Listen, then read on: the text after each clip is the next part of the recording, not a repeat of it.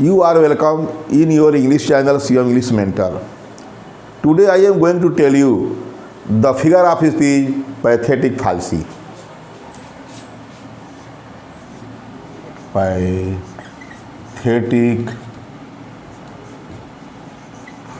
fallacy.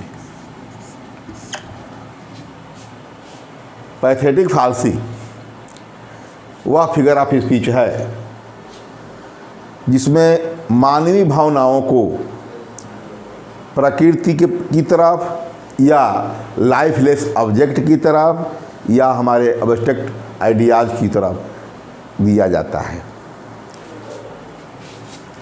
And pathetic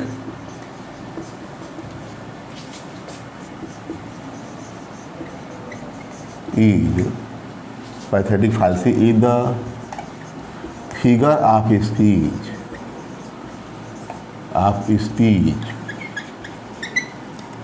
in which human emotions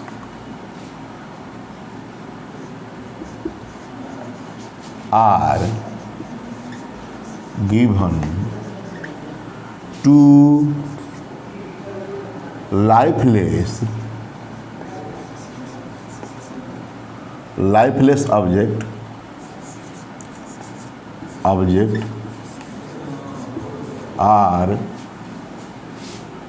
abstract idea। Pathetic फालसी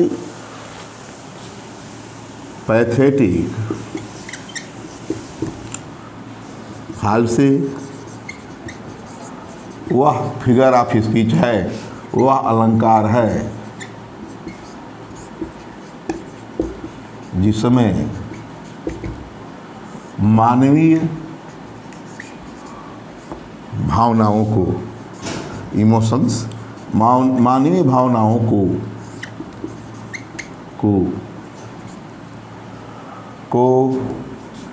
lifeless object और abstract idea में दिया जाता है। को लाइफलेस निर्जीव वस्तुओं अथवा भावात्मक विचार एब्स्ट्रैक्ट आइडिया भावात्मक विचार को दिया जाता है।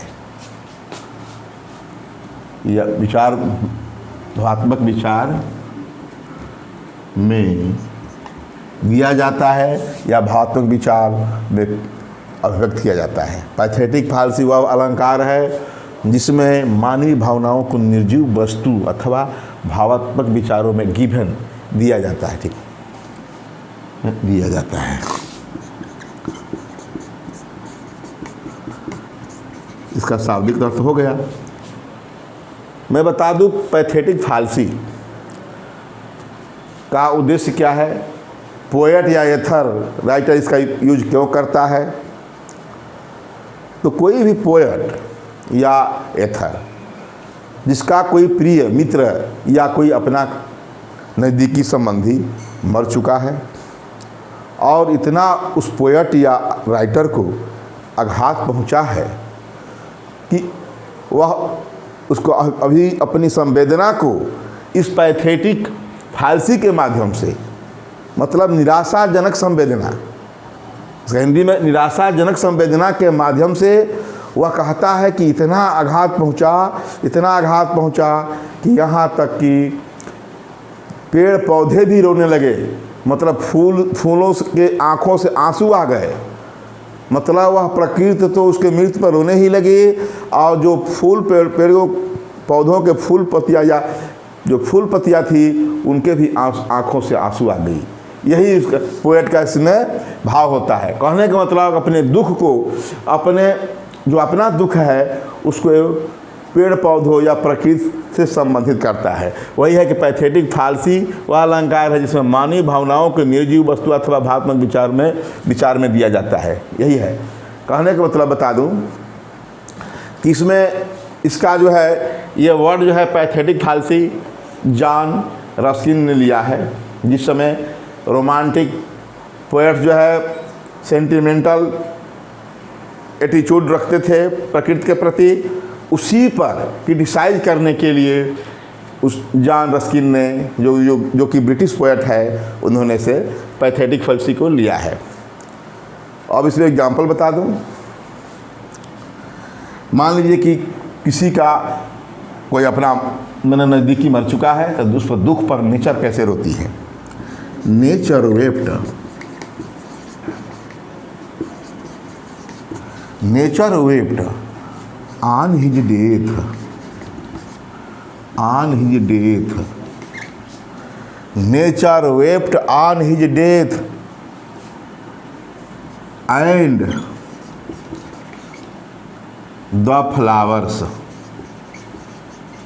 and the flowers were filled with tears, with tears। देखा, ये फ्लावर्स और नेचर दोनों को मैंने कैपिटल से लिखा। बता दूं कि पैथेटिक फालसी क्या है। तो pathetic fallacy is a kind of personification. देख सकते हैं कि पैथेटिक फालसी, ये तो एग्जाम्पल दिया, पैथेटिक फालसी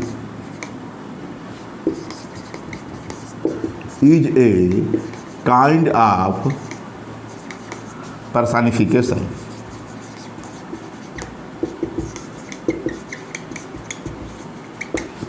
यह पर्सनिफिकेशन मानवीकरण का एक भाग है, क्योंकि हम मानवीकरण में पढ़ चुके हैं, पर्सनिफिकेशन में पढ़ चुके हैं कि निर्जीव वस्तुओं अथवा भावात्मक विचार को हम उसे सजीव बना देते हैं, ह्यूमन बीइंग बना देते हैं। यहाँ भी हम देख रहे हैं कि nature wept on his death, उनके मृत्यु पर प्रकृति भी रो दी। And the flowers were filled with tears, और जो प्रकृति जो है, जो अनेकों प्रकार के फूल हैं, वो क्या हुई, वे आर फिल्ड विथ टीयर, आंसुओं से भर गई। जबकि जानते हैं कि फूल का आंसू नहीं होता, न प्रकृति रोती, रोने का काम हम सजीव करते हैं। हमारे यहाँ कहावत है कि इतना दुख हुआ कि चिड़िया चुरुंग सभी लोग रोने लगे।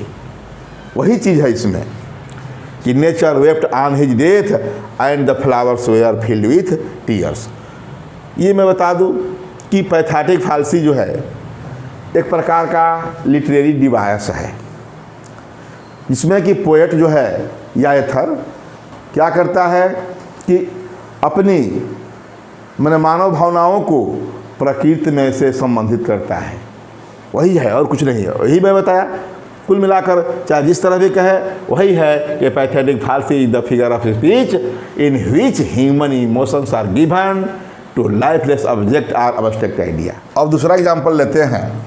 ये तो हो गया कि nature wept on his death and the flowers were filled with tears. और जो है दूसरा इसी रूप में किसी के कब्र पर, मतलब किसी कब्र में किसी को दफनाया गया है और दुख इतना है कि उसके फूल भी उस पर उगने वाले फूल भी, मान लीजिए कब्र पर फूल उगे हुए हैं, फूल भी दुख से झुक जाता है। उसी को बता रहा है poet. The flowers on the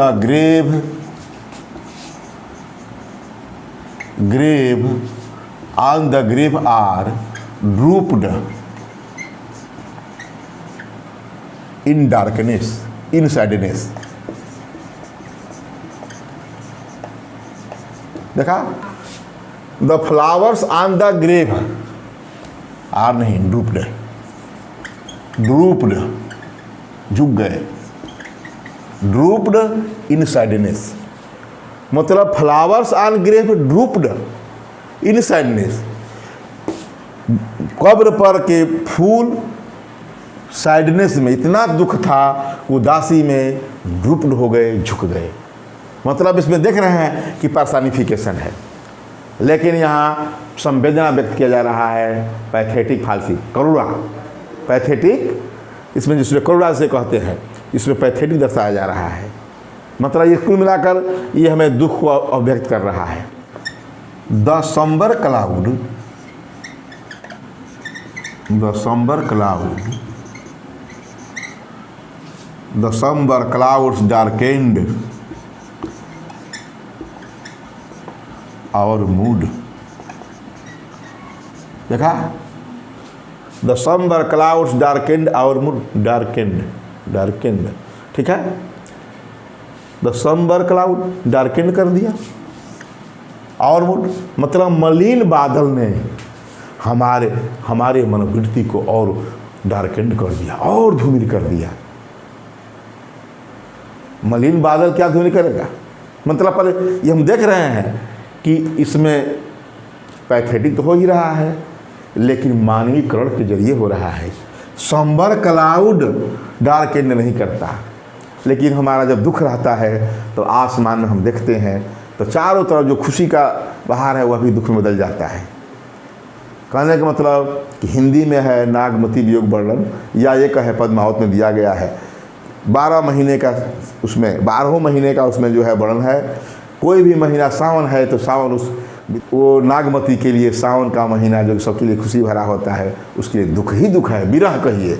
उसी प्रकार का इसमें sombre clouds darkened our mood. अरे बादल तो, बादल को देखने पर कितना अच्छा लगता है, आसमान प्राकृतिक चीज़ है, फिर भी ये मलिन बादल, जो धूमिल बादल हैं, डार्केंड आवर मूड, मतलब इसमें पैथेटिक फाल्सी का प्रयोग किया गया। हाँ, अरे तो आल नेचर पहले छूट गया था, आल नेचर, ठीक, all nature wept on his death and the failure था। ये मतलब आल छूट गया था। कहने का मतलब कि मैंने ये बताया था कि नेचर देखे आल है, पहला जानते हैं कि फर्स्ट लेटर कैपिटल होता है सेंटेंस का, किंतु नेचर बीच में है, नेचर का एन कैपिटल से है, और फ्लावर जो है जब दी फ्लावर्स दिख रहे हैं एफ कैपिटल से है। ऐसा क्यों?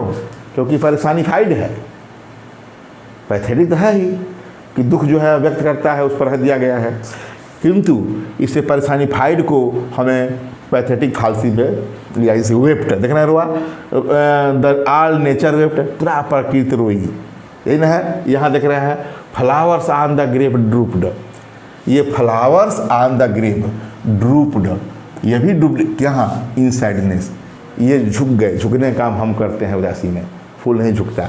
और the somber clouds darkened the mood, इसी पर जैसे समबर क्लाउड मलिन है, उसी प्रकार मैं बता दूं बीटर विंटर, देखा, बीटर विंटर, इसी प्रकार स्माइलिंग